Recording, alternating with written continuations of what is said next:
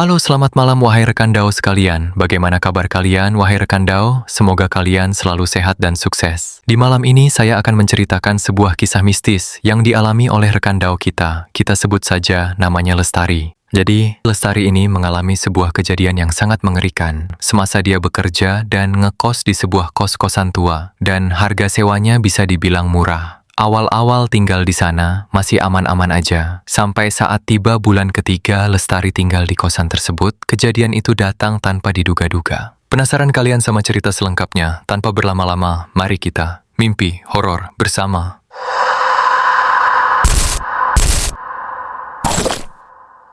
Udara Bandung sore itu terasa lebih dingin dari biasanya, atau mungkin itu hanya perasaan Lestari saja. Lestari, seorang gadis berusia 20 tahun. Waktu itu, dia lagi berdiri di tepi jalan raya yang padat, memegangi tali tas selempangnya dengan erat. Di dalam tas itu, tersimpan surat yang akan mengubah hidupnya, surat penerimaan kerja di sebuah perusahaan manufaktur ternama di kota ini.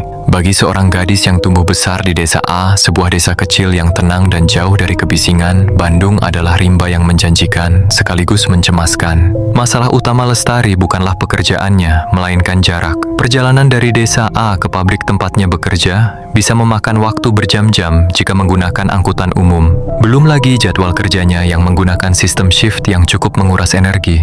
Hari itu hari Minggu, setelah interview, alhamdulillahnya, Lestari keterima kerja di perusahaan tersebut.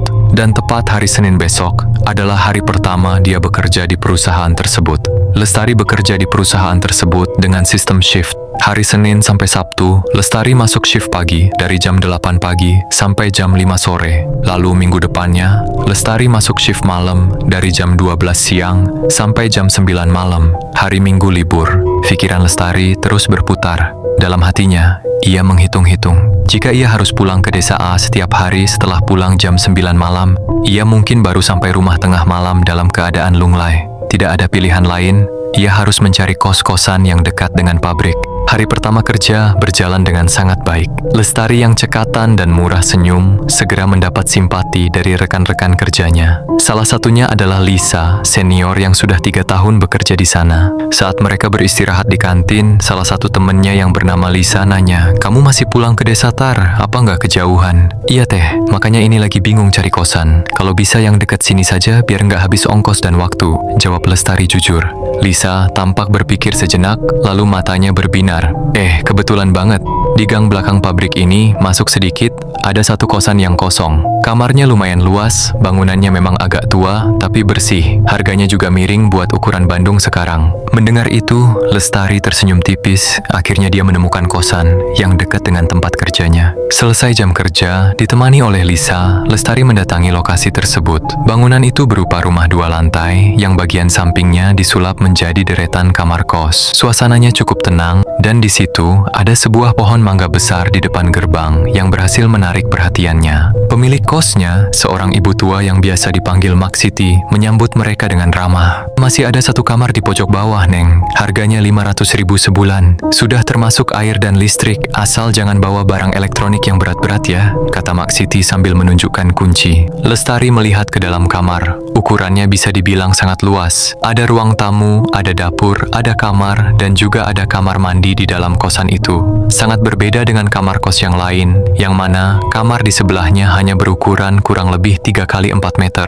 Di dalam, ada sebuah kasur busa yang masih terasa empuk, sebuah lemari yang tidak terlalu besar, dan ada sebuah kipas angin yang menempel di dinding kamarnya. Kamar mandinya juga ada di dalam, tepat di samping kamar tidurnya, hanya dihalangi oleh dinding kayu. Dengan harga segitu, tentu itu keuntungan yang besar bagi Lestari, apalagi lumayan dekat dengan tempat ia bekerja. Tanpa pikir panjang, Lestari segera memberikan uang muka dan memutuskan untuk pindah keesokan harinya. Minggu-minggu pertama dilalui Lestari dengan penuh semangat. Hidup di kosan itu terasa sangat praktis. Ia hanya perlu berjalan kaki 10 menit untuk sampai ke gerbang pabrik. Teman-temannya di kosan juga rata-rata pekerja buruh yang sibuk, sehingga suasana cenderung sepi karena kesibukan masing-masing. Tak terasa, 30 hari telah berlalu, Lestari sudah merasa betah. Ia mulai terbiasa dengan suara deru mesin pabrik dari kejauhan dan rutinitas mencuci baju di akhir pekan. Semuanya tampak normal, aman, dan terkendali. Tidak ada yang aneh. Ia merasa keputusannya merantau ke Bandung adalah langkah terbaik dalam hidupnya.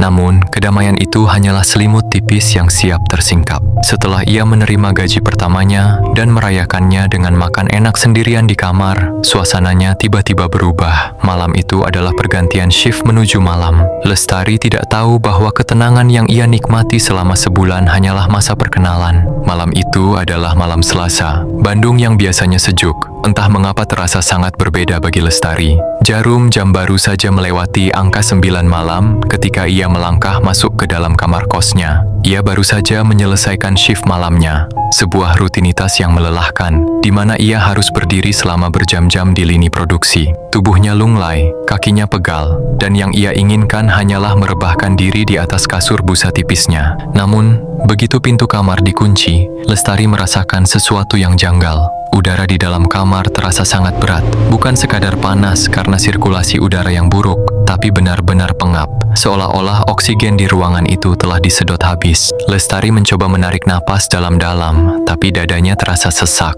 Pandangannya sedikit kabur, ia merasa seakan-akan kamarnya sedang dihuni banyak orang yang saling berdesakan. Meskipun Lestari hanya tinggal sendirian di kosan tersebut, ia terduduk di pinggiran kasur, memijat dadanya yang berdegup kencang, yang entah kenapa, dia tiba-tiba merasa resah. Suara ketukan di pintu kayu kamarnya memecah keheningannya. Lestari tersentak. Siapa yang bertamu jam segini? Teman-teman kosnya biasanya sudah tidur atau masih di pabrik untuk lembur. Lestari nanya, siapa? Tapi tidak ada jawaban. Hanya kesunyian yang kembali menyelimuti lorong di luar. Lestari mencoba mengabaikannya, berpikir mungkin itu hanya suara tikus atau dahan pohon mangga yang tertiup angin. Namun, belum sempat ia berbaring, ketukan itu kembali terdengar. Kali ini lebih keras dan lebih berirama. Siapa di luar? Maya? Mak Siti? Lestari meninggikan suaranya. Di sisi lain, Lestari juga kesal karena sesak di dadanya belum juga hilang. Lagi-lagi, hening. Gak ada suara siapa-siapa. Di situ, rasa penasaran Lestari mulai mengalahkan rasa takutnya. Ia merasa risih jika ada orang yang sedang iseng mempermainkannya di tengah malam seperti ini. Dengan langkah sedikit gontai, ia berjalan menuju pintu. Begitu ketukan ketiga terdengar, Lestari langsung memutar kunci dan menyentak pintu hingga terbuka lebar. Ada "ap", ucapannya terhenti di tenggorokan. Karena di sana, gak ada siapa-siapa rekan daus sekalian. Lorong kos-kosan itu kosong melompong. Di sana hanya terlihat lampu neon kuning remang yang menempel di langit-langit lorong. Tidak ada siapa-siapa di sana. Ujung lorong yang gelap seolah-olah menertawakan kebingungannya. Lestari menghela napas panjang, merutuki dirinya sendiri karena terlalu sensitif. Di situ, Lestari mikir, mungkin itu cuman angin. Meskipun angin tidak mungkin mengetuk pintu, ia pun berbalik, berniat masuk kembali dan mengunci pintu rapat-rapat. Tapi, saat ia memutar tubuhnya untuk melangkah masuk ke dalam kamar, jantungnya seolah berhenti berdetak. Rekan Dao tahu apa yang Lestari lihat tepat di depannya. Hanya berjarak beberapa senti dari ujung hidungnya rekan Dao sekalian. Ada sesosok berdiri tegak, menghalangi jalan masuknya. Sosok itu dibungkus kain putih yang sudah sangat kusam, penuh noda tanah kecoklatan, seperti baru saja berguling di tanah. Ikatan di atas kepalanya mencuat kaku ke atas. Wajahnya rekan Dao sekalian sangat mengerikan. Lestari ingin sekali buta saat itu juga agar tidak perlu melihat pemandangan di depannya itu rekan Dao sekalian. Wajahnya hitam legam, kulitnya keriput, dan mengelupas di beberapa bagian. Matanya hanya berupa lubang gelap yang kosong, namun Lestari bisa merasakan tatapan yang penuh kebencian dari sana. Aroma busuk bangkai yang menyengat langsung menyerbu indera penciumannya, membuatnya mual seketika. Pocong, ya itu pocong rekan Dao sekalian. Tiba-tiba mulutnya yang tampak hancur sedikit bergerak dan bilang, "Kamu ngapain di sini?" Dunia terasa berputar bagi Lestari. Suara itu bukan sekadar pertanyaan, tapi sebuah ancaman yang masuk ke dalam tulang sumsumnya. Keringat dingin udah membasahi seluruh tubuhnya. Pandangannya semakin kabur, kakinya tiba-tiba lemas, dan sebelum ia sempat berteriak, brak, Lestari jatuh pingsan rekan Dao sekalian.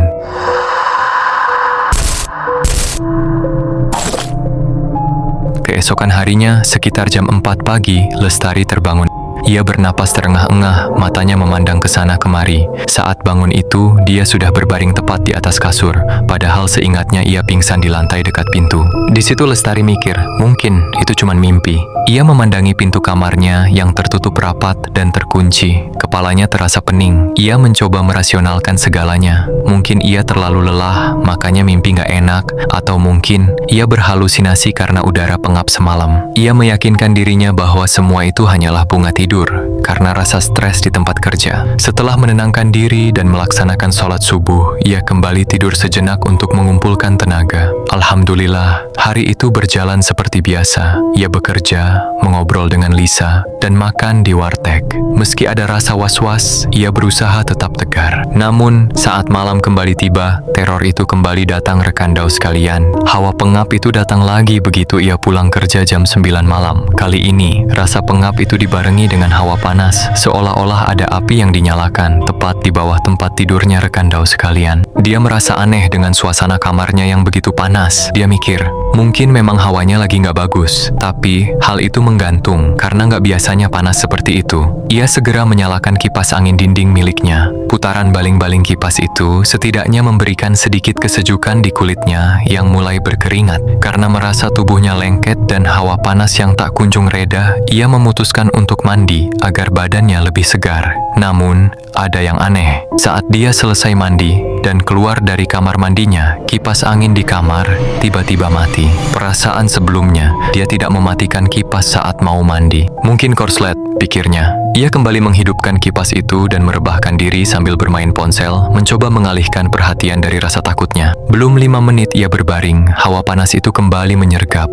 Dan kali ini lebih panas. Pas ia menoleh ke arah kipas angin, melotot dia. Baling-baling kipas itu perlahan-lahan berhenti berputar. Tombolnya kembali mati rekan Daus sekalian, padahal tidak ada seorang pun yang menyentuhnya. Lestari terpaku. Ia menatap kipas itu dengan jantung berdebar. Dia pikir, mungkin memang error kali. Meskipun itu bukan konslet, ia bangkit menghidupkan kipas itu untuk ketiga kalinya. Dengan tangan gemetar, dia tarik pemantik kipas itu. Kan pakai tali itu kan kalau mau hidupin kipas. Tiba-tiba, gak ada apa-apa, aman-aman aja. Malam itu, setelah kipas yang mati nyala dan suasana panas yang datang, gangguan di malam itu aman sampai di situ. Tapi yang tidak dia ketahui, bahwa itu adalah awal dari teror yang akan segera datang.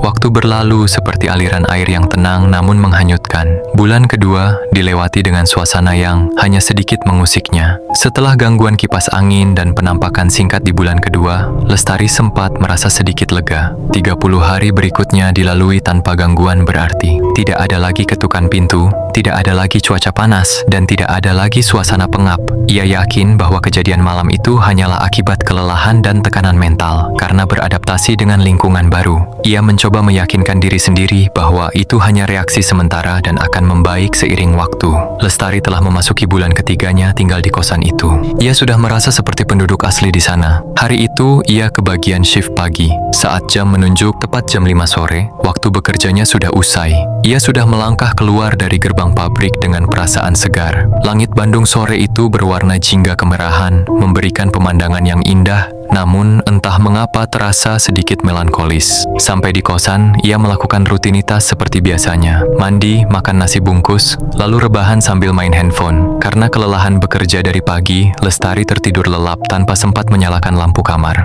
Sekitar jam 9 malam, ia terbangun. Bukan karena suara alarm, melainkan karena suara yang sangat halus namun menyayat hati.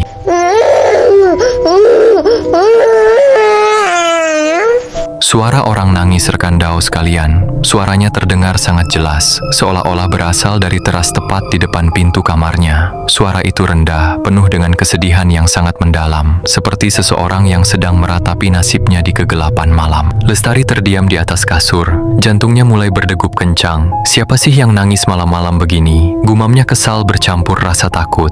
Ia mencoba menutup telinganya dengan bantal, tapi suara itu justru semakin keras. Isakannya terdengar semakin perih.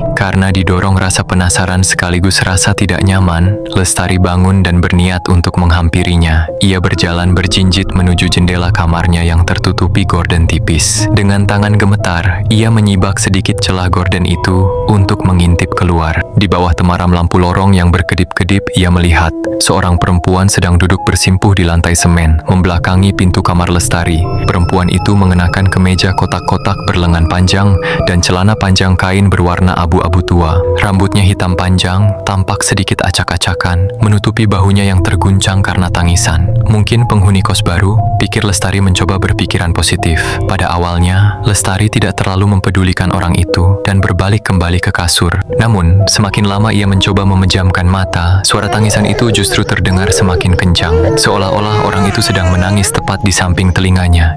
Tak lama, Lestari tersentak dan merasa sangat kesal. Ia merasa risih dan terganggu. Emosinya campur aduk antara takut dan jengkel. Ia berpikir, jika memang ada penghuni kos yang sedang ada masalah, lebih baik ia keluar dan menegurnya atau menenangkannya agar tidak mengganggu penghuni lain. Dengan keberanian yang dipaksakan, Lestari membuka pintu kamarnya. Kriek, benar saja, wanita itu masih ada di sana, duduk membelakangi Lestari tepat di depan pintu.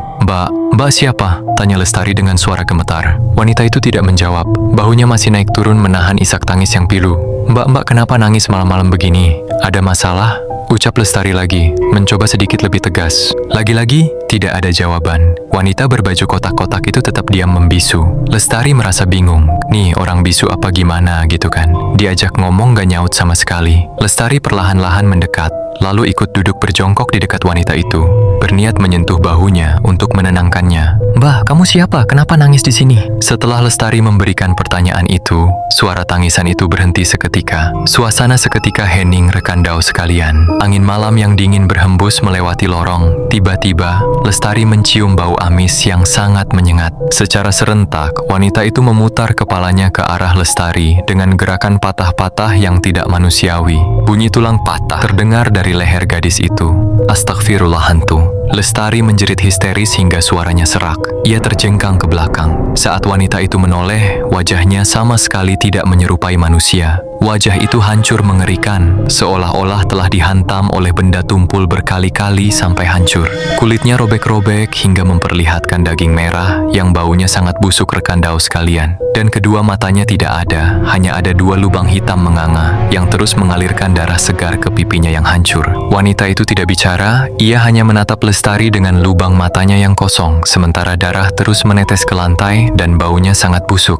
Dengan kekuatan yang tersisa, dia segera berdiri dan melompat masuk ke dalam kosannya. Dia buka pintu kamarnya, lalu Lestari banting pintu kamarnya, brak. Kemudian ia kunci pintu kamarnya, ceklek. Di kamar, Lestari hanya meringkuk di atas kasur. Tubuhnya menggigil ketakutan. Lestari menarik selimut tebalnya dan membungkus seluruh tubuhnya dari ujung kepala sampai ujung kaki. Di bawah selimut itu, dalam kegelapan yang ia buat sendiri, detak jantungnya udah nggak beraturan. Dia panik, takut, setakut-takutnya. Ia memejamkan mata rapat-rapat, berharap semua ini hanyalah mimpi buruk yang akan segera hilang. Namun di luar sana, suara tangisan itu kembali terdengar. Kali ini bukan lagi isakan pelan, melainkan suara tawa cekikikan yang menyatu dengan suara tangis yang mengerikan. Di balik selimut yang tebal, Lestari merasa dunianya menyempit. Keringat mengalir deras membasahi daster yang ia kenakan, namun ia terlalu takut, bahkan hanya untuk sekadar mengeluarkan ujung hidungnya. Harapan satu-satunya adalah cahaya matahari agar segera tiba mengganti kegelapan malam meskipun masih berjam-jam lagi jauhnya. Door. Tiba-tiba, pintu depan kamarnya digedor dengan sangat keras. Bukan gedoran tangan manusia, melainkan hantaman keras yang membuat engsel pintu itu berderit seolah akan terlepas dari bingkainya. Lestari tersentak, tubuhnya semakin meringkuk di atas kasur. Astagfirullah, astagfirullah. Dari mulut Lestari tak henti-henti doa dan istighfar terucap. Suaranya bergetar, air mata ketakutan membasahi bantalnya. Gedoran itu terus berlanjut tanpa henti. Brak. Suaranya bergema di ruangan yang terasa sangat sempit itu, itu, seakan-akan pintunya ada tepat di samping ranjangnya. Lestari hanya bisa memejamkan mata rapat-rapat, berharap dinding kamar itu cukup kuat melindunginya. Tepat saat jarum jam dinding menunjukkan pukul 12 malam, gedoran itu tiba-tiba berhenti. Hening rekan Daus sekalian, tapi kesunyian itu justru terasa lebih menakutkan daripada suara gedoran tadi. Lestari mencoba mengatur napasnya yang tersengal. Sudah pergi, bisiknya dalam hati. Dengan keberanian yang tersisa, ia perlahan menurunkan ujung selimut yang menutupi kepalanya. Ia ingin memastikan apakah semuanya sudah aman. Namun, baru saja matanya sedikit terbuka, brak-brak-brak-brak. Gedoran itu kembali, kali ini lebih gila lagi. Pintu itu bergoyang, debu-debu dari langit-langit berjatuhan. Lestari mau berteriak, tapi menjerit tertahan dan kembali masuk ke dalam pelukan selimutnya. Lestari terus-menerus mengucap asma Allah. Astagfirullah, astagfirullah, ya Allah. Beberapa menit kemudian, gedoran itu hilang lagi. Kali ini suasananya benar-benar sunyi senyap.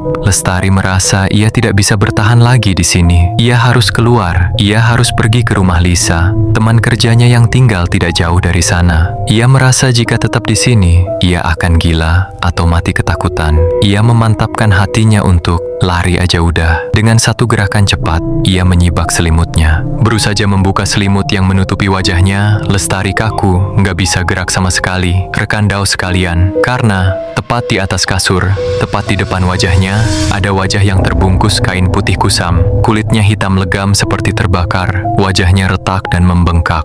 Matanya nggak ada rekan Daus sekalian. Hanya ada dua lubang yang gelap dan dari lubang mata itu, darah hitam kental mengalir perlahan membasahi kain kafannya yang dekil dan menetes tepat ke wajah Lestari. Baunya busuk rekan Daus sekalian. Itu adalah pocong. Pocong yang sama seperti sebelumnya. Makhluk itu mendekatkan wajahnya yang busuk ke wajah Lestari. Bau tanah makam dan daging busuk menusuk penciuman Lestari hingga ia ingin muntah. Dengan suara serak, sosok itu bilang, "Mati, ikut denganku, mati." Lestari ingin berteriak, tapi suaranya hilang. Ia ingin lari, tapi tubuhnya kaku seperti dipaku ke kasur. Pandangannya mulai memudar dan dia pingsan. Sekitar jam 2 dini hari, Lestari terbangun. Kepalanya terasa sangat sakit. Ia menoleh ke sana kemari, sosok itu sudah tidak ada. Dengan sisa tenaga, ia bangkit dan berlari keluar dari kamarnya. Di depan, ia menarik gagang pintu, mendorongnya, menendangnya. Tapi, pintu itu nggak mau kebuka. Seolah-olah pintu itu telah menyatu dengan tembok. Lestari mulai putus asa. Ia terduduk lemas di lantai, dia menangis sejadi-jadinya. Karena sudah putus asa, Lestari memutuskan untuk, udahlah tidur lagi, siapa tahu udah aman. Saat ia berbalik untuk kembali ke kasur, jantungnya seakan mau copot. Ruang tamu kos yang sempit itu, dia lihat. Di setiap sudut, di atas lemari, di samping lemari, pokoknya ruangan sempit itu, berdiri sosok-sosok pocong yang diam mematung rekan Daus sekalian. Ada sekitar puluhan sosok yang semuanya menatap ke arahnya dengan lubang mata yang kosong. Lestari berbalik, dia berteriak, "Tolong, tolong." Ia kembali menarik gagangnya pintu dengan gila-gilaan sambil memejamkan mata karena tak sanggup melihat pemandangan di sekitarnya. Dan tiba-tiba, ia merasa tangannya memegang sesuatu yang dingin dan empuk, bukan gagang pintu besi. Saat ia membuka mata, teriakannya pecah lebih keras dari sebelumnya. Ternyata, sedari tadi yang ia guncang-guncang bukanlah pintu, melainkan tubuh salah satu pocong yang berdiri tepat di depan pintu. Entah dapat kekuatan dari mana, Lestari berbalik dan menghantamkan seluruh berat tubuhnya ke pintu kamar. Pintu kayu itu terpental keluar, lepas dari engselnya. Lestari tidak menoleh lagi.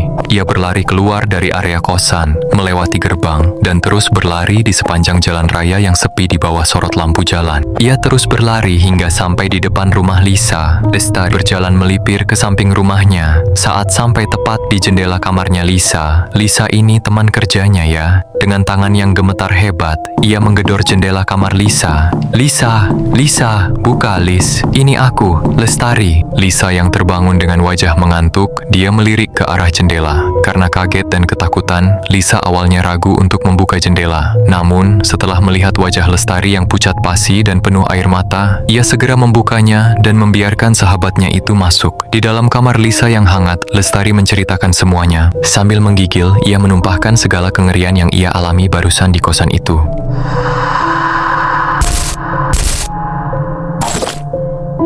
Keesokan harinya, ditemani Lisa dan beberapa teman lainnya, Lestari kembali ke kosan itu hanya untuk mengambil barang-barangnya. Ia tidak sudi tinggal di sana sedetik pun lagi. Dia lebih memilih mencari kontrakan lain sekalipun harganya lebih mahal lagi. Tapi beruntungnya, pihak pabrik tempat ia bekerja ternyata baru saja meresmikan fasilitas mes atau kosan gratis bagi karyawan yang rumahnya jauh. Kini, bertahun-tahun telah berlalu, Lestari sudah hidup bahagia, menikah, dan dikaruniai 2 orang anak. Namun, setiap kali ia melihat kain putih atau mendengar suara ketukan pintu, dia selalu teringat kejadian waktu di kosan itu. Ternyata di kosan itu dulunya ada seorang wanita yang ngekos di sana. Entah ada masalah apa, wanita itu ditemukan meninggal gantung diri di kosan itu. Dia mengganggu Lestari karena dia kesepian dan butuh teman di kosan itu. Untungnya, Lestari berhasil selamat. Tapi, bayangan kosan dan sosok pocong itu masih melekat kuat di pikiran Lestari sampai sekarang.